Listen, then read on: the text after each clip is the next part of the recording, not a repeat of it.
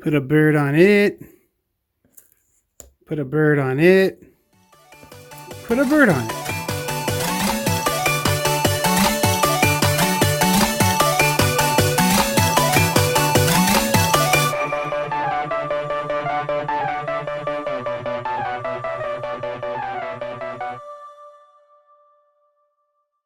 The game is Songbirds. Basically, it's a very quick game to set up. I've already set it up.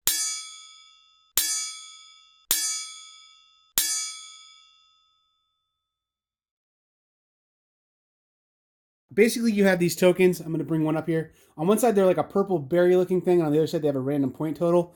These vary in points from 5 up to 15. And so that's going to make the rows and columns worth different values. So this row right here, worth 15 points. That's going to be one where we might be pretty hotly contested when we're laying down cards in that row, because we really want to win that one for our favorite suit. More on that later, because that's not going to make a ton of sense to you just yet. Up here at the top, we have the same thing. Basically, how this game works is we deal these cards out, and then we take a random card. I'm going to show a 2 and 3 player game real quick. We put a card in the middle of the array, in row 3, column 3, and then we can play off that card, basically. Orthogonally means no diagonals. So I'm taking a card from my hand. I have a hand of cards. In a 2-player game, I get 13 cards. In a 3-player game, I would get 9. Again, I'll touch on 4-player here in a second, but just focusing on the 2 and 3 for now. I would basically take one of these cards from my hand and I would play it down into the array. Well, here's my hand of cards. I've got 3 green cards, 3 white cards, 2 red cards, and then a whole mess of blue cards. So I'm probably going to use blue as my chosen hand type that I want to do, because, I don't know, I think I can have a lot of control by playing blue cards. But the other thing, too, is I'm playing off my opponent a little bit, too. So if Jason, let's say this is Jason, my co-host on the podcast. Let's say this is his hand. He's got a lot of, green. He's got a fair amount of the orangish color. And then there's one down on the board already. So if I see him really trying hard to win a bunch of points for a color, I might want to keep some of those cards around so that I can change my favorite suit, which I'll get to later, into something different and can steal points from him, basically. But at any rate, let's just show a couple turns here. I have my hand of cards here. I'm going to play this 1 down. That's a safe one to play. A 1 of green. I played orthogonally right there. Boom. Got it. That's a 12-point row, though. So I'm kind of setting up a little precedent there that someone could get a 12-point row for one of the suits pretty easily. And hopefully Jason doesn't notice that. And he plays some low-value cards out at the beginning of the game, too. So this would be Jason's hand. And let's say Jason plays a 3 out there. So there's a total of 4 on that orange now, because 1 plus 3 is 4. It's in really good shape to have that orange guy win the game right there, or win that row. Well, I don't want to give up that row yet. So I'm going to play down this white one. I don't want to play anything too great yet. And I can play it orthogonally on any of these spots. It doesn't, just as long as it's not diagonal. So I couldn't place it here because that's diagonal, but I could place it here if I wanted to. Or I could place it here. So I'm going to put it there because I don't want to make that 10 column super valuable yet. And so that keeps going back and forth. Jason, is going to play this card down. He's man, he could play this here. And that would be really tricky because what this is going to do now, one of the rules in the game is that when we go to score these, if there's a tie, the ties cancel each other out. So a 4 and a 4, let's say Jason did do that. Well, now all of a sudden, I really want blue to be awesome, right? Because I have a lot of these blue cards. I'm going to take this blue card and put it there. So blue's only scoring 2 points there, or only singing at 2 volume, or however you want to say it. And these are both at 4. Well, the 4s cancel out and the 2 gets it. So the blue would get this 12-point berry. And we keep doing this until we score things.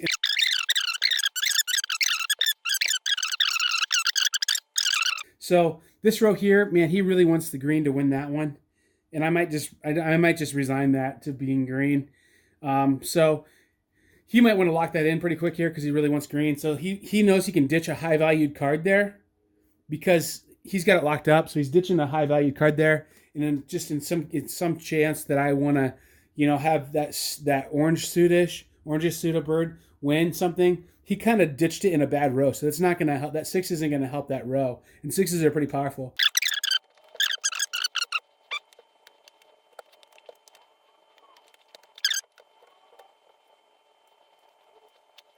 So we played these cards all out. We each have a card left. And this is our last card that we have. We've played out the whole array. And this is kind of where there's like a secret in this game. We both pick a suit that we want to score based on the berries they have over there. So green scored just a ton of points over there. So I'm guessing Jason probably picked green, and I unfortunately picked blue, which didn't score as many points. So I picked this 6 card, this 6 of blue. So it scored 6 points for the face value of that card, plus whatever points blue scored.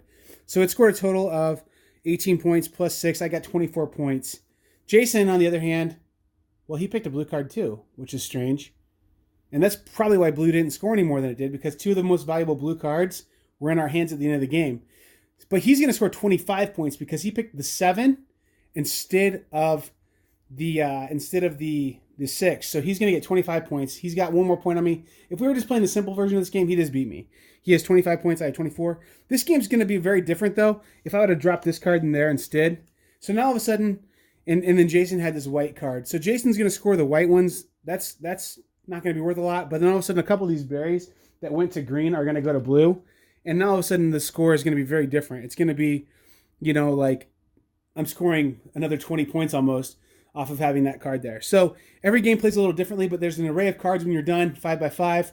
That's going to be how you're going to score and divide these berries up. And then whatever suit you had left in your hand when that array fills up is going to be where you end up scoring your points from.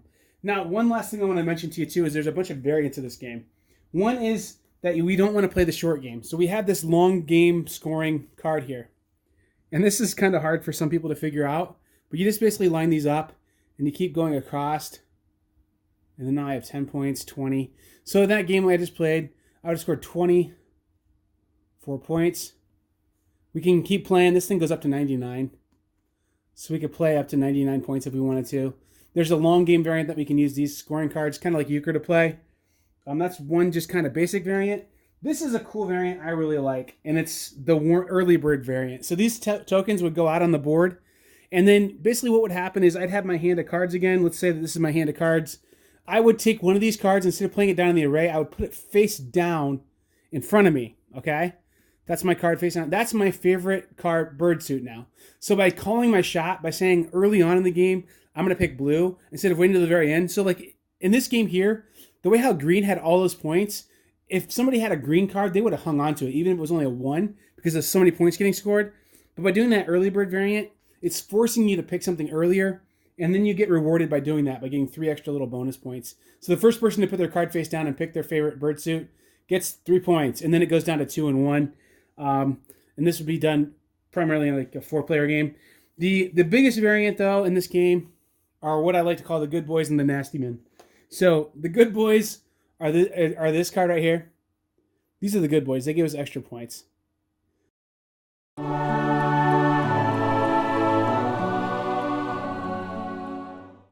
So the good boys, when I put them down in the middle, I start with that card out there. It doesn't have any value to it for any particular suit. But what it's going to do is this side's going to give me, basically I'm going to zoom down on that so we can see it a little better. It's going to basically give me 2 points, 4 points, 5 points, 3 points, 2, 3, 4. Basically based on these 2 cards that are in the direction of it. So instead of having to do a full row, like a full column, to get the points to score for the berries, there's going to be a sub-objective basically in there where there's smaller berries. So a 5-point berry is going to be scored for whichever one has a majority here. So blue would get another 5-point berry based on the fact that there's 7 there and a 5. So the blue would get the 5-point on the bottom. The one on the top would go to the green. And again, if there's any ties, they're not going to score. The other kind of cool variant too is, I'm going to zoom back out for this one so you guys can understand a little better how this one scores, is that we flip this card over. This is the other good boy version. It's not diagonal. You might think it's diagonal based on just the graphic design. It's this plus this. So these 4 cards, so this would clearly be green's the winner, because a 4 plus 5 is 9, and then blue's only at 7. So they would get the 4-point for that corner. So there's pretty much the exact same variant, except for we're done with negative stuff. So this is where the nasty man,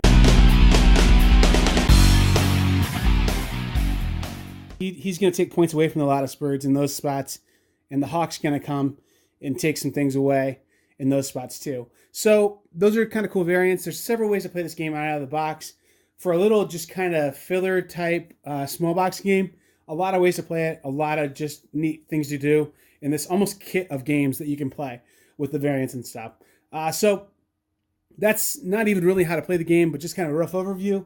And let's get back into the studio and I'll give you some final thoughts on it. Songbirds from Daily Magic Games. I'm going to give you some thoughts on it now. I'm basically going to go over my pros and my cons list. Then I'm going to categorize some different areas of gameplay and presentation of the game so you can understand where my rating's coming from and give it a final rating.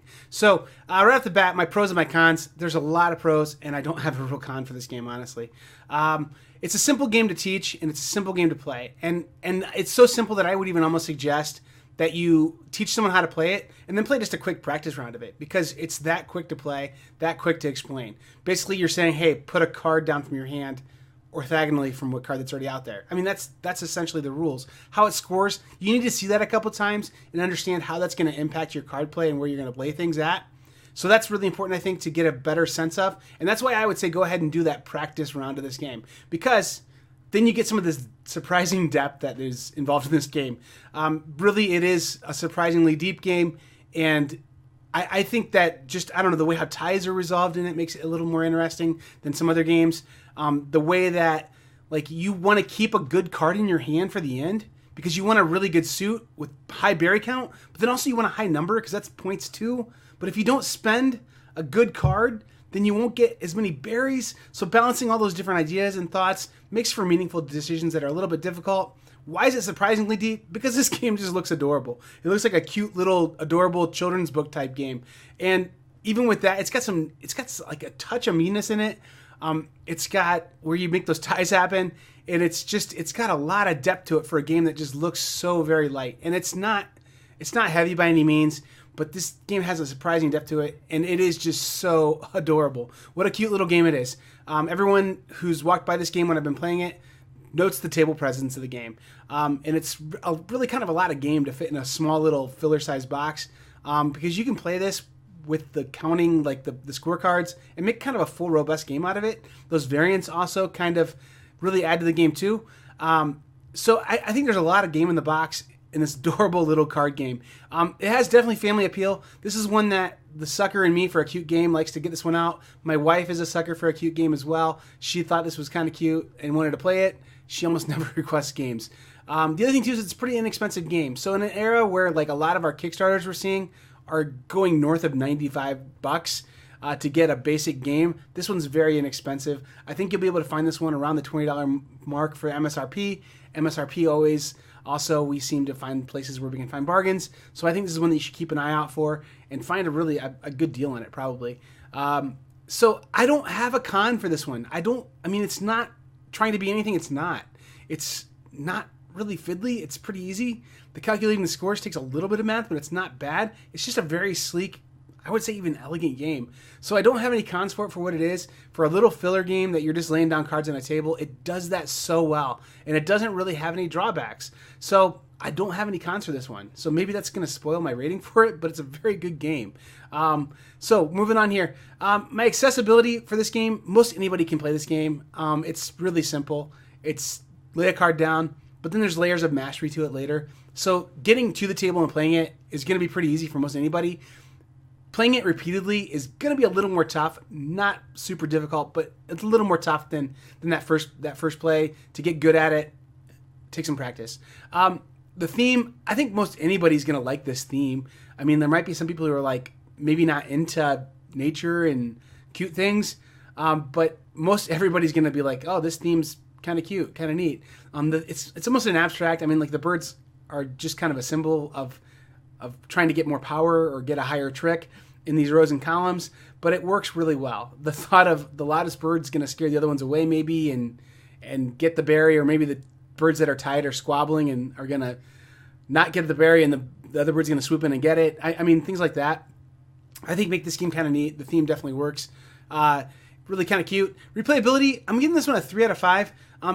I mean, like, usually filler games don't have a ton of replayability to me because they're just so simple and they're just so quick to play. This one, though, it has those extra, the nasty man and the good boy. And that's going to make your game vary a little bit. And then those scoring cards that you can extend your game out and the early bird variant, all those different variants are going to keep you coming back to this game a little more than most filler games. And I think this one's going to hit the table quite a bit because it's a nice little short game. Usually filler games don't get to the table because people call up friends and say, hey, I gotta play Songbirds. It's something I'm dying to play. This one's not gonna be a game that I'm gonna call up my friends and say, hey, come over and play Songbirds with me, but it is gonna be a game that I for sure am gonna say, hey, our brains are burning still a little from that Vital Lacerda game we just played. Do you guys want to play something real light while we go get some food and just chat a little bit about the last game or whatever? Let's play Songbirds. It's just a quick little game, and I think it'll hit the table quite a bit for that, with plenty of replayability for that, for sure. The design and the art, nailed it. They nailed it. I mean, they just nailed it. Like, it's just, it's perfect for a little cute filler like that. I don't see how you could do any better than they did. So where am I putting this one at? My final rating on it's 4 out of 5 wrenches, which makes this absolutely a board game mechanics accepted game. And I'm giving this one a special caveat. I'm going to go ahead and call this one a filler selection. So this is something that the board game mechanics here would say is an excellent filler game, a good one to put into your collection. If you're looking for some fillers to put into your collection and round out your collection, perfect. This one's as good as any. I think a neat little game. And it's going to have a lot of staying power. I don't think it's gimmicky. I don't think it's something that's going to be modified and outdone soon. I think this is just a nice little package that Daily Magic has put out, and I really do enjoy it. I think it's just a good little game. So that's about it, guys. I think it's just a good game. 4 out of 5 wrenches. Really like it. Keep your eyes open for it. Maybe play it at a game day. Maybe pick up a copy. Maybe it's one of those little games. I think it's enough of a value that when you have to get free shipping somewhere, you could throw that in there. I'd suggest it for that even too. So anyway, I've been Joel with the Board Game Mechanics. I hope you enjoyed this video. If you'd like to see more of our stuff, go to www.bgmechanics.com. You can find that link in the notes below here. And we have a ton of podcast episodes. I have a bunch of videos. Maybe think about mashing that like button or subscribing. That's how the kids say it, right? Anyway, love that you guys interact with us. Leave a comment. Thanks. I've been Joel again, and keep gaming.